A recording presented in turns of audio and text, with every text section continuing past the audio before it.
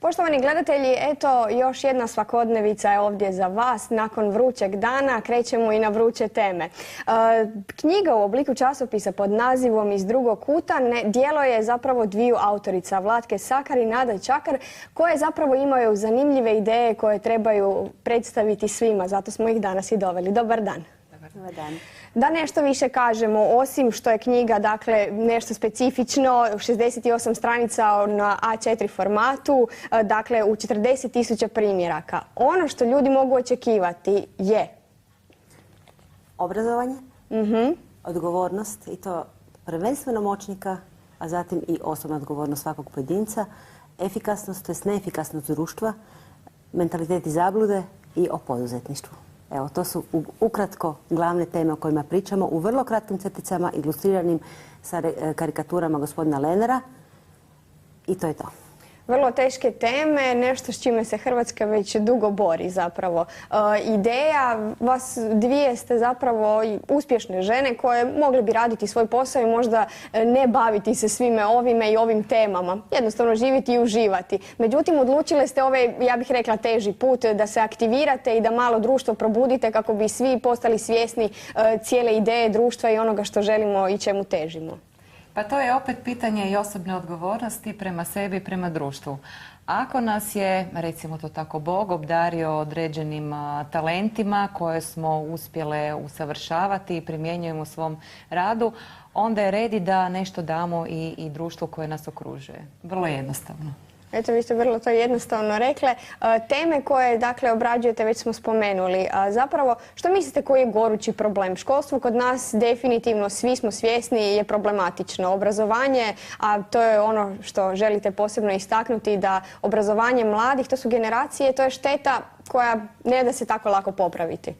Jeste. Dio tema je već na svakodnevnoj razini se razrađuje, da li na samo verbalnoj razini, ali o korupciji se priča, o mentalitetu se priča, znate, socijalistički mentalitet, poslodavci, o poslodavcima i poduzetništvu se priča, dakle o mnogim temama se priča.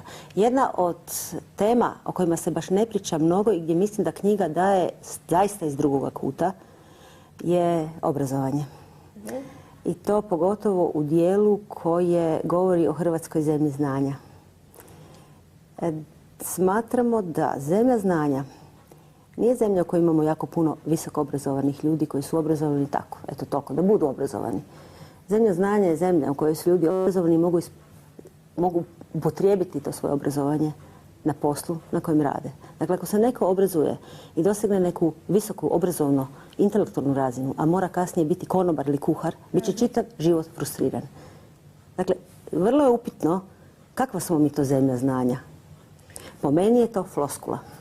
Koliko je realno očekivati zapravo od naših ljudi koji imaju diplomu, koji su završili dakle, svoje školovanje, da uistinu znaju raditi ono za što su dobili tu diplomu?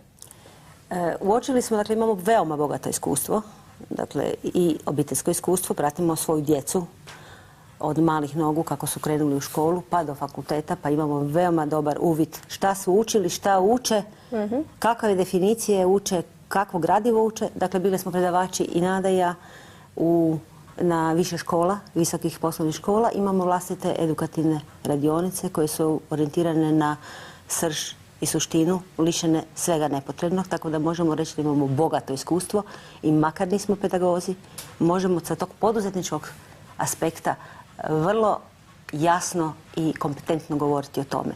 Dakle, mi kao poduzetnici, vi imate dva načina da se zaštitite od eventualno kadrova koji nisu dobili obrazovanje koje bi se očekivalo da dobiju. To je da birate one najbistrije. Pa ako već ne znaju, bar će brzo naučiti. Ali takvih ima u populaciji relativno malo. Dakle, postoji jedan prosjek koji apsolutno ovisi o sustavu. I sustav je tu, dakle sustav od tog dijela, prosječnog dijela studentske populacije ili srednjoškolske populacije može učiniti izvanredne, čak i stručnjake, a može ih usmjeriti da budu manje dobri nego što bi mogli biti. Smatram da naš sustav koji pretrpava na svim razinama i djecu i studente nepotrebnim definicijama, nepotrebnim činjenicama, nepotrebnim podjelama, da ih učini lošim u velikom dijelu nego što bi morali biti. S time da je bitno, što želim naglasiti, da ne postoji jedan konsenzus. Postoji jedan tabor, to su roditelji koji vide da se njihovu djecu gotovo pa zlostavlja, koji plaćaju instrukcije i šute. I onda imate jedan dio akademske zajednice koji smatra da je takvo teoretsko obrazovanje bez praktičnih elemenata, da je baš ono obrazovanje koje treba biti. Tu leži opasnost. Jer ako nismo ni svjesni, ako kreatori sustava nisu svjesni koju štetu se čini teoretskim, a ne praktičnim načinom obrazovanja, onda nismo ni krenuli u poboljšanje. Jer imate stavove da je škola upravo ta koja daje puno teorije, onda onaj ko zna puno teorije, taj će se u praksi brzo snaći. To je apsolutna greška. Zatim isto tako imamo stavove da je škola ta gdje se opća kultura stječe. Opća kultura, etika, svjetonazor stiču se u obitelji, stiču se u društvu, u svoje slobodno vrijeme. A stručna znanja se isključivo stječu u školi. Pa onda bi škola trebala fokus dati prvenstveno na stručnim znanjima, ali mi to postupno zovemo takove kadrove koji imaju prvenstveno stručno znanje, zovemo fah idiotima. Mi upravo ne trebamo gomile teoretski obrazovnih kadrova. Mi trebamo stručnjake koji znaju u praksi funkcionirati, raditi, primiti se posla odmah kako izađu iz školskih klupa. Nažalost, samo bi još nešto htjela reći, nadovezati se na kolegicu. Ja imam osjećaj da naš obrazovni sustav, ovako kako je sad postavljen, a nije se u biti znatno mijenjao, to su nekakve kozmetičke promjene, kozmetičke izmjene koje su napravljene, želi od djece napraviti enciklopedije. A zašto onda imamo enciklopedije? Zašto se tiskaju enciklopedije kada od djece očekujemo da znaju sve na pritisak jednog gumba, da onda dijete izrecitira, ne znam, sve grčke pjesnike iz ovog razdoblja, onog razdoblja. Onda što kasnije se mora znati kombinirati i koristiti. Onda prestanemo tiskati enciklopedije. Jel' tako?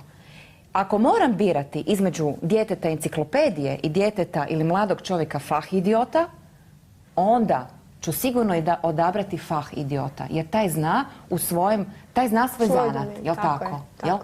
On je stručan u onome što se od njega očekuje. I ja bi ovu floskulu, jer meni se čini da je Hrvatska zemlja znanja. Sad govore zemlja neznanja, jel' pa to povezuju sa udžbenicima, jel' trebaju besplatni, jel' treba... To je u biti minorna diskusija. Opet se vodi diskusija oko totalno i nerelevantnih stvari, nego Hrvatska bi trebala postati zemlja vještina, kompetencija. Jer jedno je teoretsko znanje, jel? Ja znam izrecitirati godine, recimo u povijesti, jel? Ali povijest se kod nas, možda čast iznimkama, ne uči na način da učitelj djeci objašnjava koje su bile paralele u povijesti između, recimo, antičko doba, pa šta se događalo na drugom dijelu svijeta, jel? Tako da se sve to na neki način poveže, da se stvori krupna slika. Nego se tamo ide ovaj fragment, i to moraš naučiti na pamet, pa ti dam onaj fragment. Nema poveznica, jel? I kako će onda takav mladi čovjek naučiti donositi zaključke i razmišljati? Neće. A tu nam je i korupcija koja naravno isto tako daje cijenu znanju. To je posljedica.